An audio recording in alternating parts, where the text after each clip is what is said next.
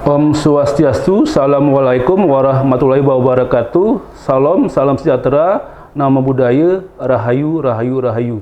Perkenalkan, nama saya Igede Sugiyarke, SPD MPD, dosen pengampu di Prodi Pendidikan Agama Hindu.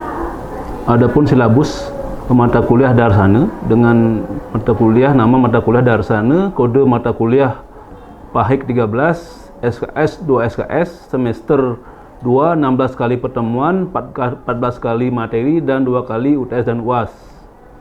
Deskripsi mata kuliah Darsana. Mata kuliah Darsana, Filsafat Hindu, membahas konsep dasar filsafat Hindu sebagai landasan berpikir kritis, logis, dan spiritual dalam memahami ajaran agama Hindu.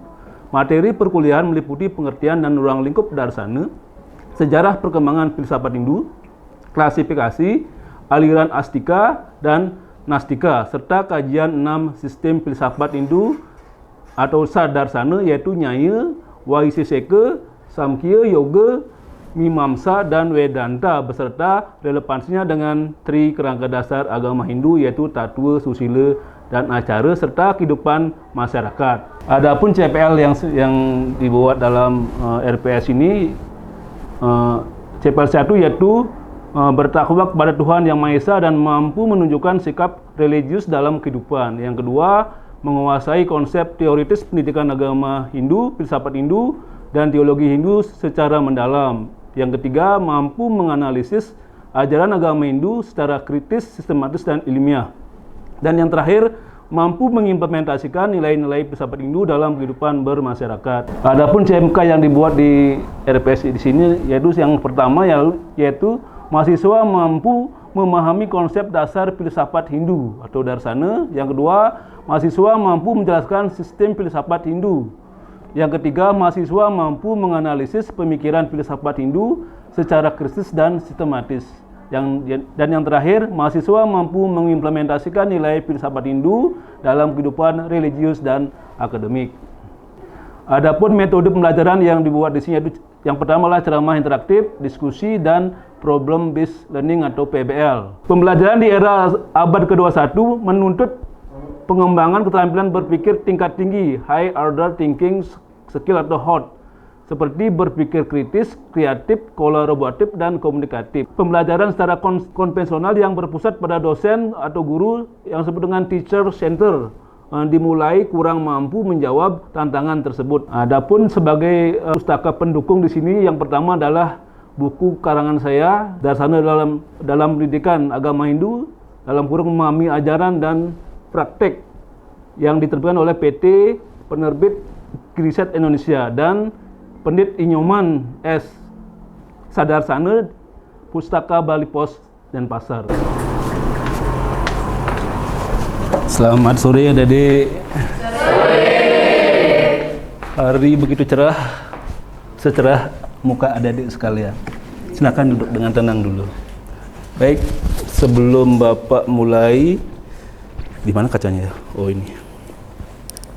Bapak perlu absen dulu ya untuk memastikan nanti disiplin dalam ada di kampus atau tidak hadir atau tidak hadir. Ini akan mempengaruhi nilai akhir kalian. Ya, karena sekian persen itu ada di bobot ketidakhadiran. Ya, baik. Bapak absen dulu. Niluh Putu Listia Dewi. Hadir, Pak. Niputu Indah Dewi Tasari. Nikade Ardia Winda. Nikomang Purnami. Ninyoman Anik. Niketut Ayu Juliantari. I Gusti Ayu Cahyani Putri. Ni Gusti Ayu Galuh. Ni Kadek Agus Swandike. Ni Kadek Eno Edadin Dinita. Ni Putu Juniantari. Ni Loh Putu Juli Aryani. Ni Kadek Dwiki Udayana. Ni Wayan Sri Parmita Dewi. Ni Nyoman Wiwin Artini. Ni Loh Rita Apritayani. Ni Wayan Febrianti. Ni Kadek Juliarte. I Komang Agus Purnadita. Ni Nyoman Ayu Chandra Pramesti. Ni Ketut Martini. Sang Ayu Putu Mat Setiarini. Ni Komang Tika. Ni Loh Ayu Dr. Piani. Ni Komang Manis. Ya. Baik adik-adik, itulah jadi makanya absen itu penting. Jangan mengabaikan absen karena absen itu bobotnya juga mempengaruhi nilai kalian nanti. Jangan salah kalau Anda nilai UTS, UAS dan tugasnya baik, tapi di nilai terakhir adik kalian lihat B atau C, itu kesalahan kalian. Cek kehadiran juga, itu kan pengaruhi. Baik adik-adik, karena hari sudah sore, Bapak akan mulai saja untuk menyingkat waktu. Ya, untuk materi sejarah Bapak rangkum seperti ini, seperti diagram di muka dari Darsana, materi Darsana, terus ada pokok-pokok ajaran Darsana, pengertian Darsana, sejarah perkembangan ajaran Darsana, kedudukan Darsana. Nah, itu materi pembelajaran yang akan disampaikan hari ini. Ya.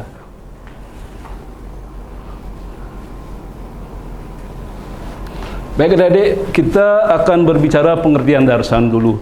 Dulu adik-adik, orang-orang tua kita ya, melihat anak yang bisa pandai berbicara, pandai dalam mengolah otak. Wih, orang itu otaknya bagus sekali. Orang itu bicaranya bagus sekali. Nah, itu pikiran-pikiran orang-orang tua misalnya begini. Wayah sajan otaknya. Wayah sajan tepak. Itu dalam bagian dalam Darsana. Ya, Darsana berarti mereka punya pandangan tentang filsafat agama, filsafat adat, filsafat restu. Mereka sudah memiliki semua orang tua. Nah, kita warisi sekarang dengan belajar Darsana. Nah, dari pengertian Darsana, kata Darsana itu berasal kata dres yang artinya melihat atau memandang.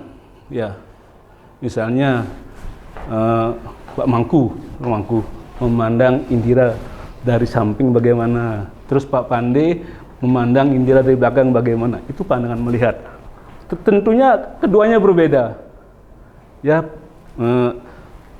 Pak Mangku melihat Indira itu lesung pipitnya bagus, Pak Pandi melihat rambutnya panjang, itu kan berbeda kan. Darsana itu pandangan berbeda. Boleh berbeda pandangan tapi memakai aturan. Ya. Aturan dalam artian kita berbicara bebas tapi tidak ada aturan, itu yang menjadi omon-omon seperti bahasa sekarang ya. Nah, menjadi kata Darsana, kata benda ini Darsana ya. Terus artinya lagi penglihatan. Ya, tadi pandangan. Nah, kata Darsana dalam hubungan ini berarti pandangan tentang kebenaran filsafat. Kebenaran menurut pandangan Pak Mangku Juniade. Melihat membaca mungkin Tatu Jenana. Terus Indira membaca Tutur Kadiat Mikan, berbeda. Atau Indira belajar Banten dari Empulutuk Banten, terus Mangku belajar dari Tunjung terus, itu berbeda nanti. Berbeda dalam artian berbeda bukan berbeda maknanya atau fungsinya, berbeda bentuknya, mungkin jahitannya berbeda. Nah, itu. Nah, kata Darsana itu memiliki istilah yang lain juga. Yang pertama adalah dia tatu. Nah, ini yang Bapak tadi bilang, anak cenik itu metatu saja ngomong. Anak kiluh tu jag metatu saja nom sinah pun di rumah nih ada pelajaran yang baik dari orang tuanya. Nah, itu daripada tatu. Tatu yang berarti kata tat. Ya. Tat yang artinya itu. Ya. Maksudnya adalah hakikat dari kebenaran. Ya. Terus yang kedua ada manana sastra. Ya. Kata ini berarti pemikiran, perencanaan, pertimbangan atau renungan. Yang dimaksud adalah pemikiran atau renungan filsafat. Nah, filsafat ini bukan didapat dari meboye atau nguluk-nguluk timpal. Nah, filsafat ini didapat dari membaca berbagai sumber. Misalnya kita mengacu undang-undang. Undang-undang yang mengatur pemerintahan yang pertama adalah Pancasila dan Undang 45. Begitu juga tentang filsafat Hindu. Tidak boleh ngaur. Ya, tidak boleh ngaur cara dini, cara gitu. Itu tidak boleh sekarang lagi. Harus sesuai dengan sastra. Apapun kalimatnya itu di belakangnya yang mengunci itu sastra. Misalnya tentang Dresta, ya. Purwa Dresta, Desa Dresta, Loka Dresta. Terus yang mengunci adalah sastra Dresta. Tidak boleh kita berbicara agama itu ngaur. Cara dini, cara gitu seperti orang Bali, ya. Nah, itu. Sekarang ada wicara sastra. Nah, ini artinya pertimbangan. Renungan pendidikan apapun adik-adik, jangan sampai hanya mendengar saja kita sudah mempercayai omongan itu. Kita gali omongan itu. Gali, apakah betul seperti itu omongannya itu? Apakah salah omongan itu? Nah, kita selidiki di sini. Bicara sastra, ya. Terus ada tarka. Tarka berspekulasi. Spekulasi perdebatan, ya. Tarka wadah perdebatan. Nah, tarka itu tatarkika, orang yang ahli filsafat ini sudah belajar banyak sastra, banyak ilmu. Tapi adik-adik belajar sastra jangan langsung ke Bhagavad Gita, jangan langsung ke Sarasamusaya gitu, nanti Dresta itu akan ketinggalan kuno gitu. Belajar dari awal, tutur orang tua, belajar tentang bebantenan. Nah, di atasnya baru bisa nanti ajaran yang paling tertinggi Weda itu akan merangkum semua. Buat Banten isinya ini. Itu di Bhagavad Gita ada. Di bab 3 alinea 10. Ya, itu cara tentang pembuatan Banten. Terus ada juga di bab 10 itu ada tentang bagaimana fungsi yadni itu ada di sana. Ya, nanti bahasa Bali juga boleh, agama juga boleh memakai di kutipan tentang pembuatan sastra itu. Terus ada serada. Serada ini tentu ada keyakinan. Kalau kita sudah berbicara tentang keyakinan itu jelas. Kita mengacu pada Dresta. Ya. Apa yang Pak bilang tadi, ada Purwa Dresta, ada Loka Dresta, ada Desa Dresta, dan ada Sastra Dresta. Nah, itu harus banyak. Kalau ada belajar tentang Dresta, kalau belajar langsung meningkat ke bawah kita, jelas adik akan terkecoh dan menganggap semua Dresta kita itu kuno. Dresta itu ketinggalan zaman. Padahal Dresta kita di Bali itu sudah ada dalam bingkisan Weda. Ya, sudah bingkisan Weda. Sudah ada di Weda semua dirangkum. Nah, sekarang kita lanjutkan. Darsana atau filsafat itu dibedakan menjadi dua kelompok. Ya, itu ada kelompok pandangan yang ortodok yang disebut dengan Astika. Dan yang kedua ada kelompok pandangan yang tidak mengakui adanya kemutlakan Weda. Ya, ada Astika dan Nastika. Ya, Astika ini percaya dengan isi Weda. Dia berbuat, berpikir, berbicara sesuai dengan ajaran Weda. Dia sangat percaya dengan Weda. Apapun kegiatannya pasti dia berlandaskan Weda. Sedangkan heterodok atau Nastika itu dia itu tidak percaya Weda, tapi di dalam ajarannya memasukkan Weda. Sudah itu ajaran yang percaya dengan Weda itu Darsana itu ada 6, yaitu Samkhya, Yoga, Mimamsa, Vaiseka, Nyaya, dan Vedanta. Ini semua punya tokoh-tokoh sucinya. Pengarang pertamanya ada. Ya, kita lanjut. Nah, sebelum Pak lanjutkan dulu, ada pertanyaan dulu tentang pengertian Darsana. Mungkin ada. Ya, silakan Eno, mungkin silakan Eno. Baik, izin bertanya nih terkait pengertian Darsana. Tadi kan sudah dijelaskan apa itu pengertian Darsana, yaitu pandangan tentang kebenaran. Nah, di sini pertanyaan saya yaitu mengapa pemahaman terkait Darsana penting bagi umat Hindu, bukan hanya bagi seorang akademisi? Jelaskan secara lebih spesifik. Itu saja. Baik, Bapak. Terima kasih. Darsana itulah bagian dari Weda. Weda itulah kitab suci Agama Hindu. Kita itu beragama apa? Beragama Hindu. Jelas darsana itu masuk dalam tatanan kitab suci agama Hindu. Nah, darsana ini adalah bagaimana manusia itu berpikir kritis, sistematis dan logis.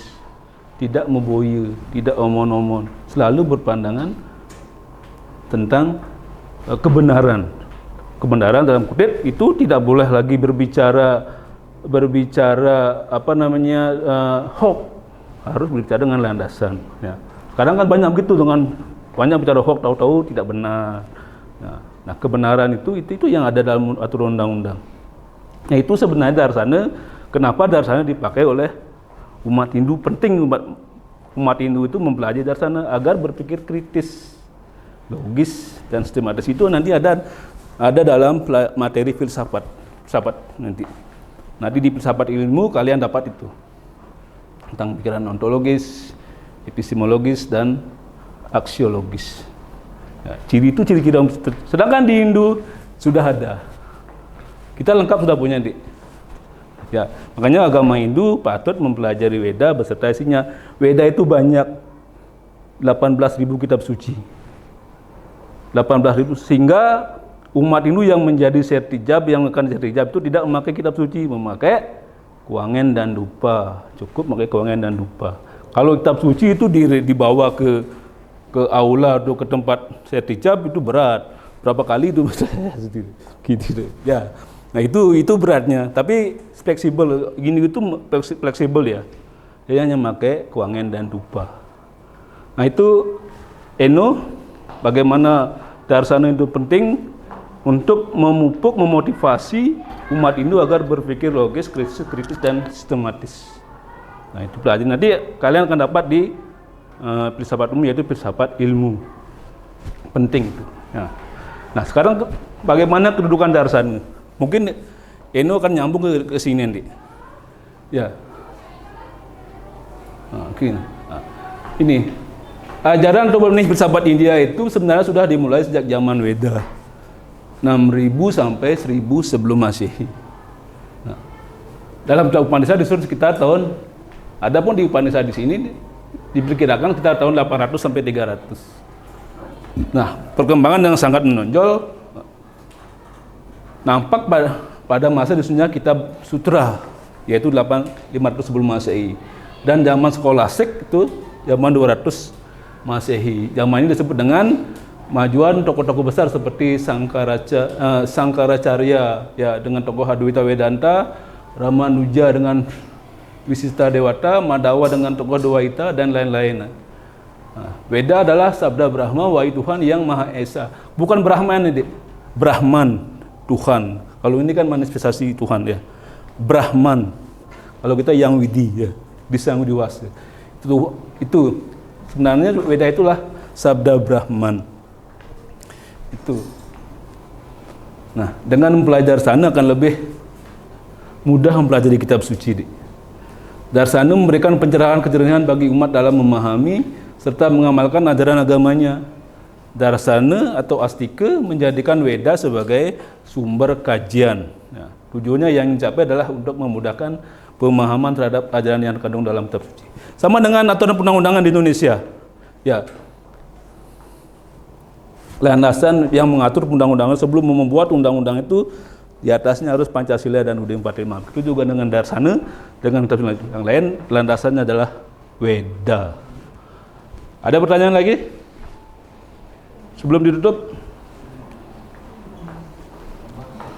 Mungkin yang lain? Boleh yang lain silakan. Nah, itu sebenarnya di dalam darsan, dalam agama Hindu jangan dulu mempelajari yang kita pelajari di bawah dulu. Naik seperti Bapak, biar kita tidak memboyo. Kan sekarang kan sampradaya banyak yang motong-motong derste adat itu. Karena dia belajar di puncak dulu. Ya. Silakan. Febri ada pertanyaan? Suandike? Yang lain? Wiki?